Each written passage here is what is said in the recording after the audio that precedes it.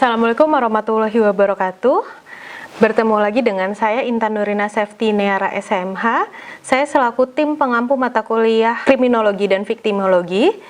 Di pertemuan ini, kita akan membahas tentang teori-teori kriminologi. Sebelumnya, di pertemuan ketiga sudah dibahas oleh Ibu Dr. Jainab Ompujainah tentang aliran-aliran dalam kriminologi. Sebelumnya, saya akan mengulas kembali pertemuan sebelumnya, yaitu tentang aliran kriminologi, bahwa ada 3 aliran, yaitu aliran klasik, aliran neoklasik, dan aliran positivis. Aliran klasik muncul di abad ke-14, dianut oleh Cesare Beccaria dan Jeremy Bentham. Lalu ada aliran neoklasik, lahirnya kode penal Perancis, yaitu aspek mental dan kesalahan seseorang tidak diperhitungkan. Lalu yang ketiga ada aliran positivis, di mana ada determinisme biologis dan determinisme cultural. Determinisme biologis dianut oleh Lombroso dan determinisme kultural dianut oleh Barnard dan Titers. Hari ini di pertemuan keempat, saya akan membahas tentang teori-teori kriminologi, diantaranya ada Born Criminal, Fisik Kriminal, Natural Crime, dan Body Types Theory.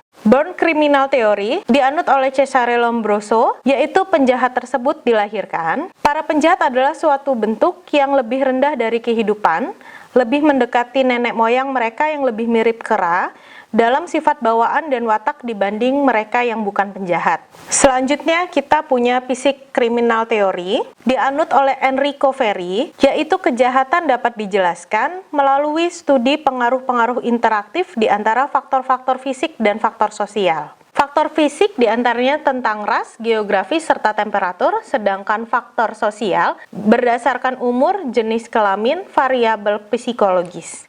Yang ketiga kita ada Natural Crime Theory, dianut oleh Rafael Garofalo, yaitu kejahatan-kejahatan alamiah yang ditemukan di dalam seluruh masyarakat manusia, tidak peduli pandangan pembuat hukum, dan tidak ada masyarakat yang beradab dapat mengabaikannya. Yang keempat kita punya Body Types Theory. Untuk Body Types Theory, banyak ahli kriminolog yang menganut teori ini, yaitu ada Ernst Kretschmer, Ernest A. Houghton, William H. Solden, Sheldon Glueck, dan Eleanor Glueck. Menurut Kretschmer, yang melakukan studi terhadap 260 orang di Swabia, fakta menunjukkan bahwa orang gila memiliki tipe-tipe tubuh tertentu yang berkaitan dengan kecenderungan fisik. Tipe fisik dapat dilihat dari astenik, atletik, piknik, dan tipe campuran.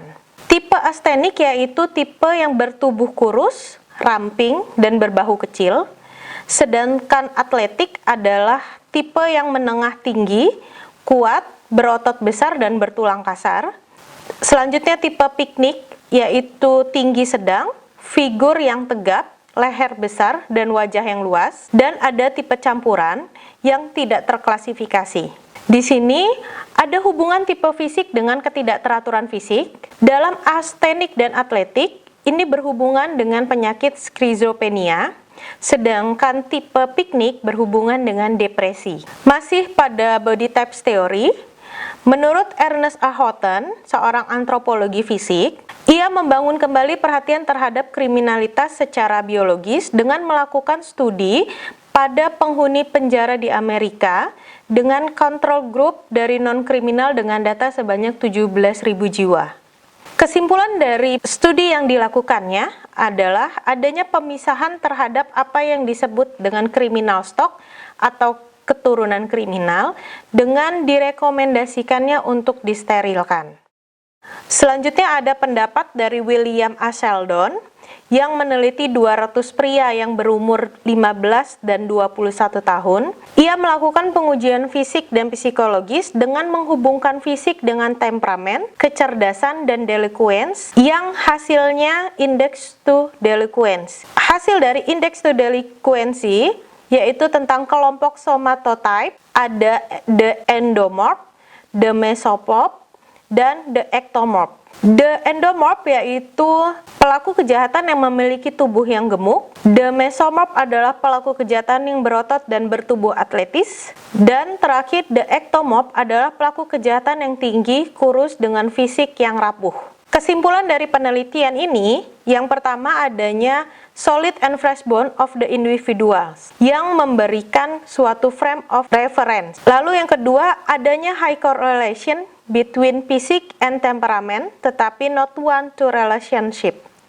Body types teori yang terakhir yaitu berdasarkan penelitian dari Sheldon Gleick dan Eleanor Gleick. Mereka melakukan studi komparatif antara pria delikuen dan non-delikuen.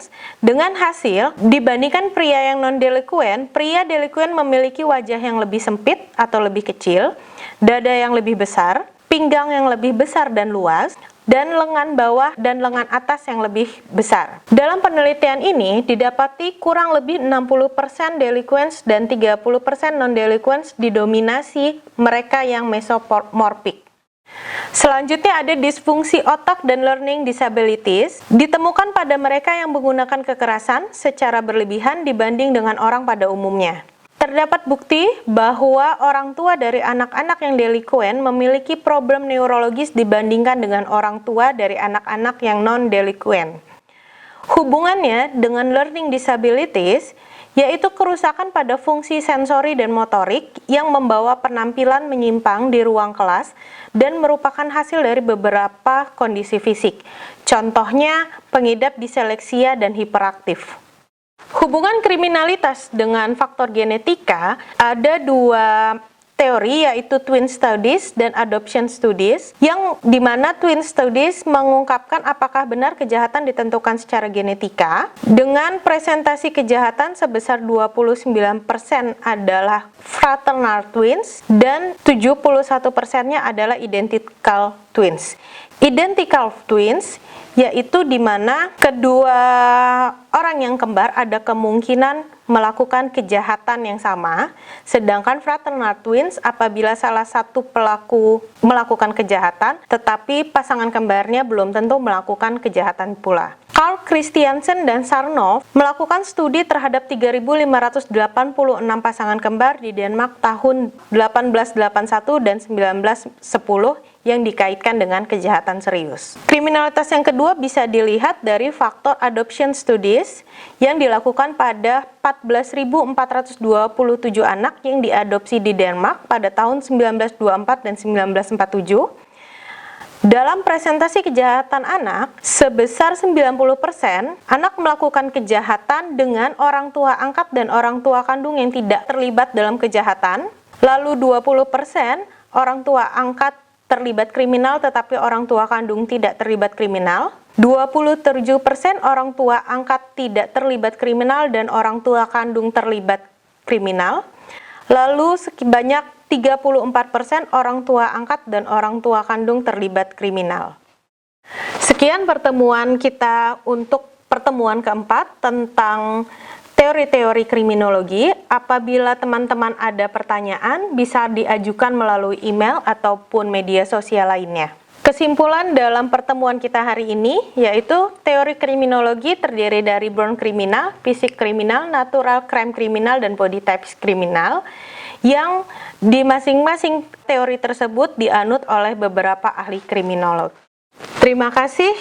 Sekian pertemuan kita hari ini. Wassalamualaikum warahmatullahi wabarakatuh.